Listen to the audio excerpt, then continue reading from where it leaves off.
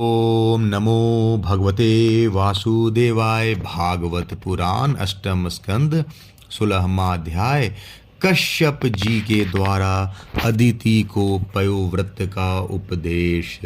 श्री सुखदेव जी कहते हैं, परीक्षित, जब देवता इस प्रकार भाग कर छिप गए और दैत्यों ने स्वर्ग पर अधिकार कर लिया, तब देव माता अदिति को बड़ा दुख हुआ।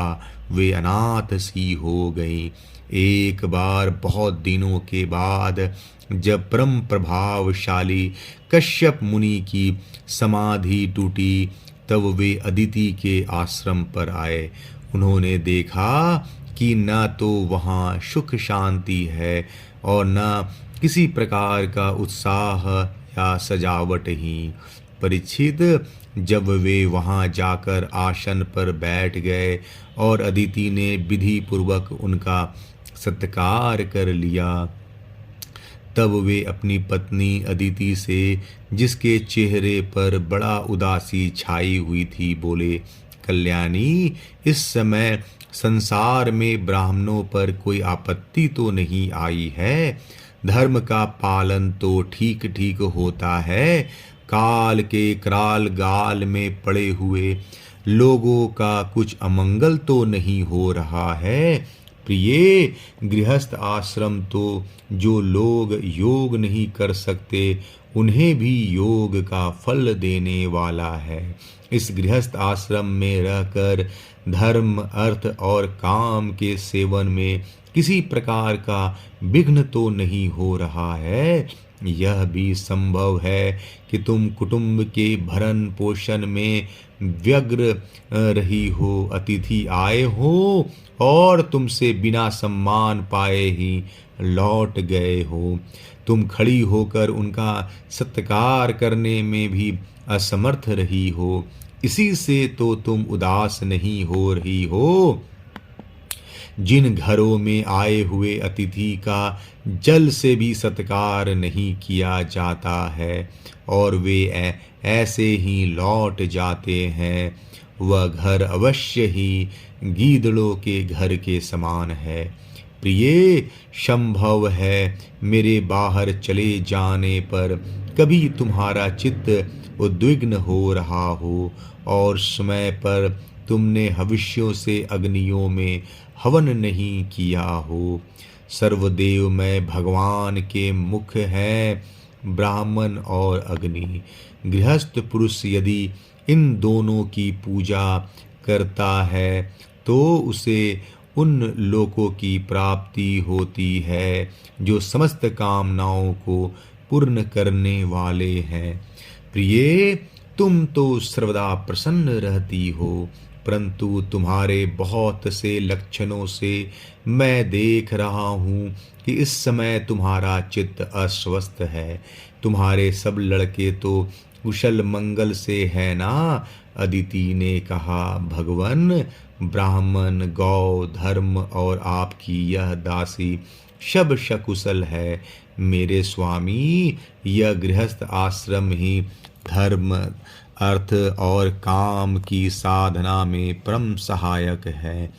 प्रभु, आपके निरंतर स्मरण और कल्याण कामना से अग्नि, अतिथि, सेवक, भिक्षुक और दूसरे याचकों का भी मैंने तिरस्कार नहीं किया है।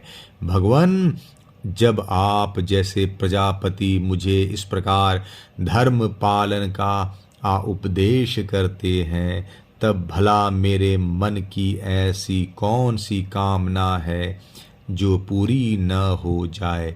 आर्यपुत्र, समस्त प्रजा व चाहे सत्वगुणी, रजोगुणी या तमोगुणी हो, आपकी ही संतान है। कुछ आपके संकल्प से उत्पन्न हुए हैं और कुछ शरीर से। भगवान, इसमें संदेह नहीं कि आप सब संतानों के प्रति चाहे असुर हो या देवता एक सा भाव रखते हैं। सम है, तथापि स्वयं परमेश्वर भी अपने भक्तों की अभिलाषा पूर्ण किया करते हैं। मेरे स्वामी, मैं आपकी दासी हूँ, आप मेरे भलाई के संबंध में विचार कीजिए। मर्यादा पालक प्रभु, शत्रुओं ने हमारी संपत्ति और रहने का स्थान तक छीन लिया है। आप हमारी रक्षा कीजिए। बलवान दैत्यों ने मेरे ऐश्वर्य, धन, यश और पद छीन लिए हैं तथा हमें घर से बाहर निकाल दिया है। इस प्रकार मैं दुख के समुद्र में डूब रही हूँ। आपसे बढ़कर हमारी भलाई करने वाला और कोई नहीं है। इसलिए मेरे हितैषी स्वामी, आप सोच विचार कर अपने संकल्प से ही मेरा कल्याण का कोई ऐसा उपाय कीजिए जिससे कि मेरे पुत्रों को वे वस्तुएं फिर से प्राप्त हो जाएं। श्री सुखदेव जी कहते हैं, इस प्रकार अदिति ने जब कश्यप जी से प्रार्थना की तब वे कुछ विस्मित से होकर बोले, बड़े आश्चर्य की बात है, भगवान की माया भी कैसी प्रबल है। यह सारा जगत स्नेह की रज्जू से बंधा हुआ है। कहाँ यह पंचभूतों से बना हुआ अनात्मा शरीर और कहाँ प्रकृति से परे आत्मा। न किसी का कोई पति है, न पुत्र और न संबंधी ही। मोह ही मनुष्य को नचा रहा है। प्रिय, तुम संपूर्ण प्राणियों के हृदय में विराजमान अपने भक्तों के दुख मिटाने वाले जगत गुरु भगवान वासुदेव की आराधना करो। वे बड़े दीन दयालु हैं। अवश्य ही श्री हरि तुम्हारी कामनाएं पूर्ण करेंगे। मेरा यह दृढ़ निश्चय है कि भगवान की भक्ति कभी व्यर्थ नहीं होती। इसके सिवा कोई दूसरा उपाय नहीं है। अदिति ने पूछा, भगवान, मैं जगदीश्वर भगवान की आराधना किस प्रकार करूं जिससे वे सत्य संकल्प प्रभु मेरा मनोरथ पूर्ण करे। पतिदेव, मैं अपने पुत्रों के साथ बहुत ही दुख भोग रही हूँ, जिससे वे शीघ्र ही मुझ पर प्रसन्न हो जाएं। उनकी आराधना की यही विधि मुझे बतलाइए। कश्यप जी ने कहा, देवी, जब मुझे संतान की कामना हुई थी तब मैंने भगवान ब्रह्मा जी से यही बात पूछी थी। उन्होंने मुझे भगवान को प्रसन्न करने वाले जिस व्रत का उपदेश किया था वही मैं तुम्हें बतलाता हूँ।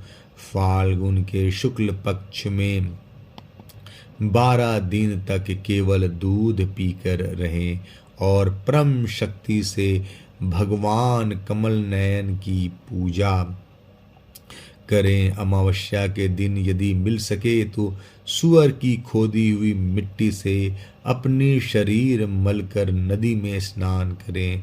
उस समय यह मंत्र पढ़ना चाहिए, त्वं देया दीप रोहिणे रसाया स्थान मिच्छ्यता उदत धृतासी नमस्तुभ्यं पाप नाममिं प्राणाशय।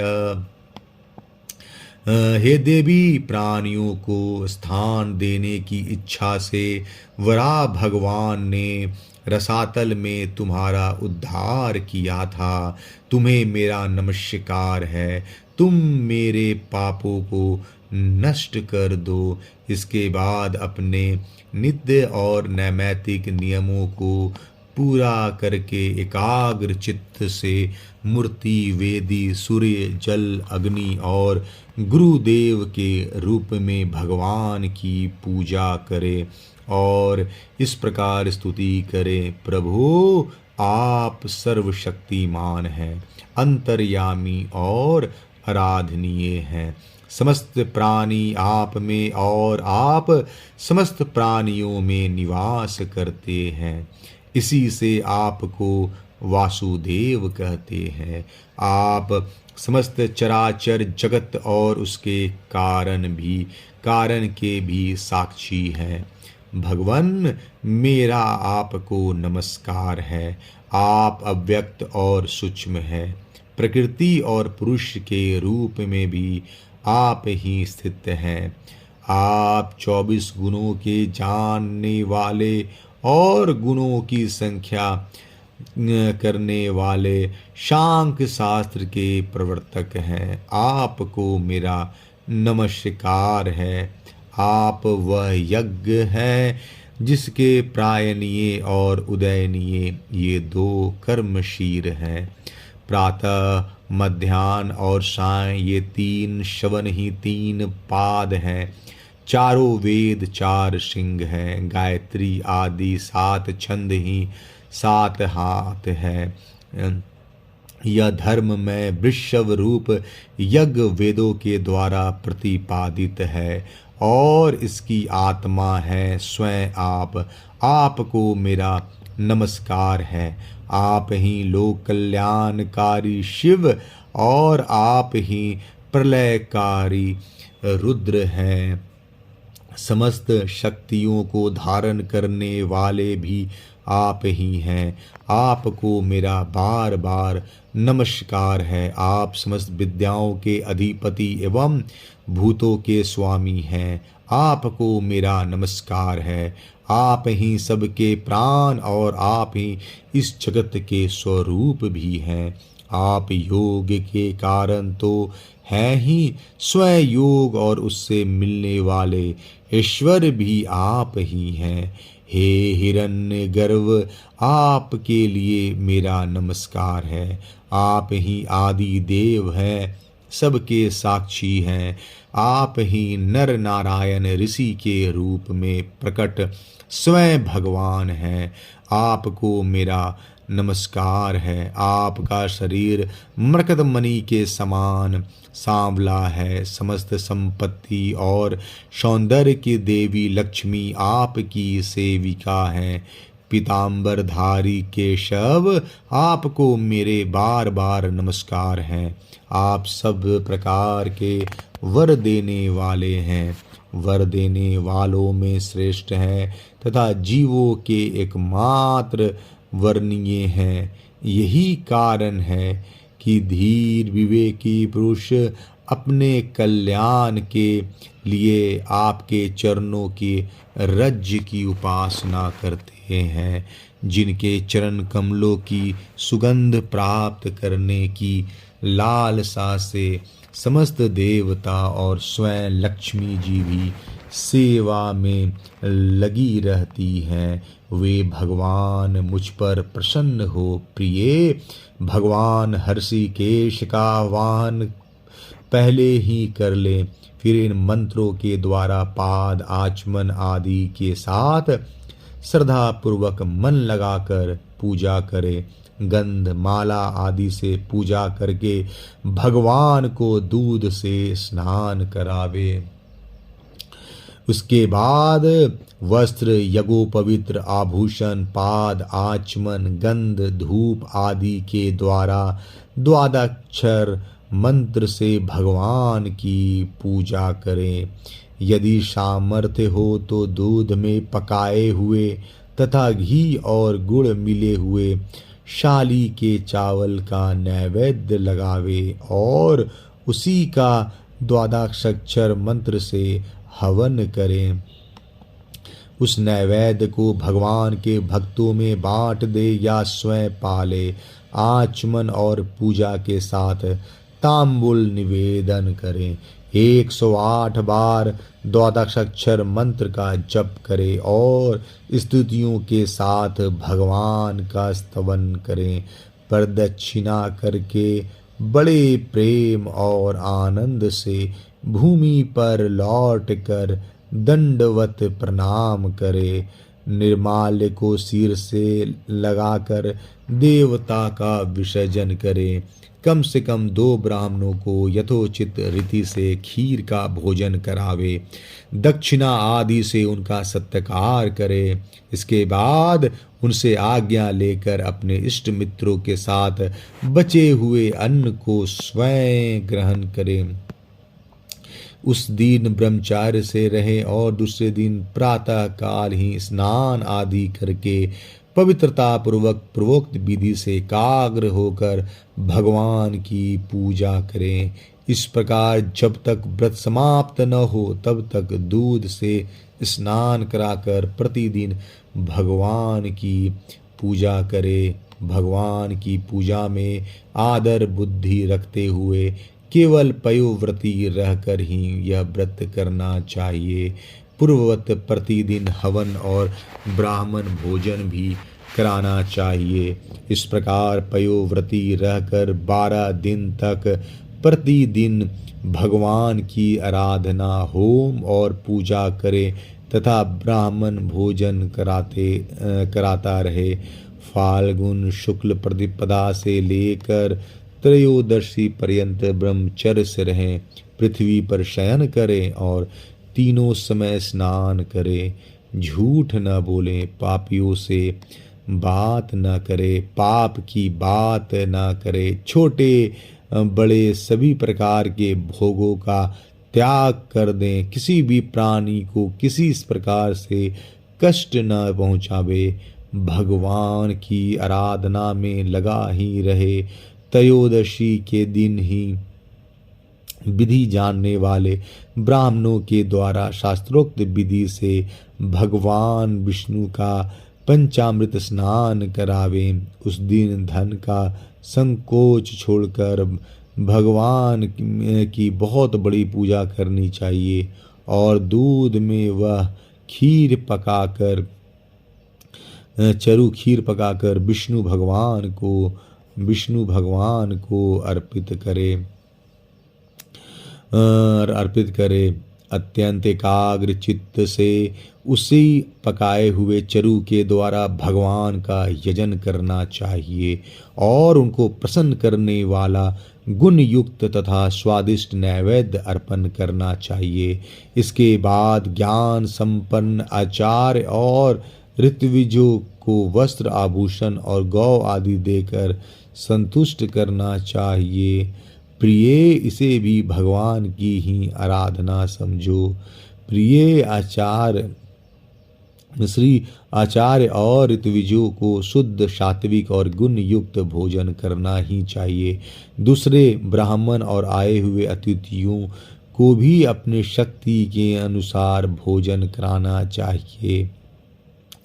गुरु और ऋत्विजों को यथा योग्य दक्षिणा देनी चाहिए। जो चांडाल आदि अपने अपने आप वहाँ आ गए हो उससे उन सभी को तथा दीन अंधे और असमर्थ पुरुषों को भी अन्न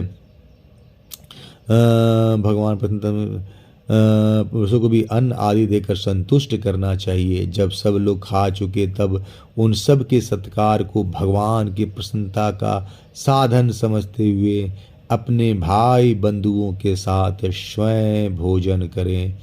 प्रतिपदा से लेकर त्रयोदशी तक प्रतिदिन नाच गाना, बाजे बजाना, स्तुति, स्वस्ति वाचन और भगवत कथाओं से भगवान की पूजा करें और करवाएं। प्रिय, यह भगवान का श्रेष्ठ आराधना है। इसका नाम पयोव्रत है। ब्रह्मा जी ने मुझे जैसा बतलाया था वैसे ही मैंने तुम्हें बता दिया। देवी, तुम भाग्यवती हो। अपनी इंद्रियों को वश में करके शुद्ध भाव एवं श्रद्धा पूर्ण चित्त से इस व्रत का भली भांति अनुष्ठान करो और इसके द्वारा अविनाशी भगवान की आराधना करो। कल्याणी, यह व्रत भगवान को संतुष्ट करने वाला है, इसलिए इसका नाम सर्वयज्ञ और सर्वव्रत।